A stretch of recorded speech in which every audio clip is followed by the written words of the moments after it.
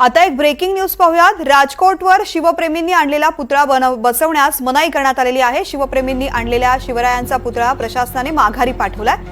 धर्मवीर छत्रपती संभाजीराजे शौर्य प्रतिष्ठान मराठवाडा यांनी हा पुतळा आणलेला होता। तो पुतळा माघारी पाठवण्यात आलेला आहे। राजकोटवर शिवप्रेमींनी आणलेला पुतळा बसवण्यास मनाई करण्यात आली आहे। शिवप्रेमींनी आणलेला शिवरायांचा पुतळा प्रशासनाने माघारी पाठवलाय।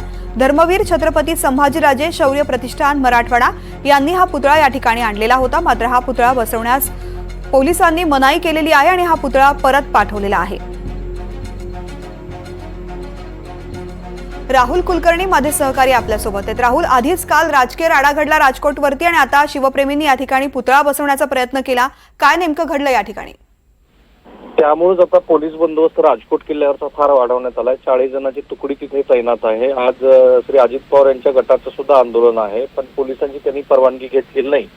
काल मध्यरात्री जो प्रकार घडला तो छत्रपती संभाजीनगर इथून संभाजीराजे शौर्य प्रतिष्ठान मराठवाडा हे लोक पुतळा घेऊन आलेले होते आणि पोलिसांना याची कुणकुण लागताच सिंधुदुर्ग जिल्हा प्रशासन आणि सिंधुदुर्ग पोलिसांनी हा पुतळा इकडे येऊच दिला नाही। त्यांनी तो कोल्हापूर पर्यंत ताब्यात घेतला आणि जे कोणी पुतळा घेऊन आलेले होते त्यांना कोल्हापूर पर्यंत त्यांची रवानगी केली। आजही काही संघटनेचे लोक असं म्हणत आहेत की आम्ही महाराजांचा पुतळा इथे बसवू, जर तुम्हाला राज्य सरकारला ते करणं शक्य नसेल तर। आणि म्हणूनच 90 जणांची नवीन सीआरपीएफची टीम इथे तैनात करण्यात आलेली जे शहराच्या कानाकोपऱ्यामध्ये आहे आणि ती टीम बघते आहे की राजकोट किल्ल्याकडे कोणी जाऊ नये। अगदी माध्यमांना सुद्धा या ठिकाणी जायला आता प्रवेश ठेवण्यात आलेला नाहीये।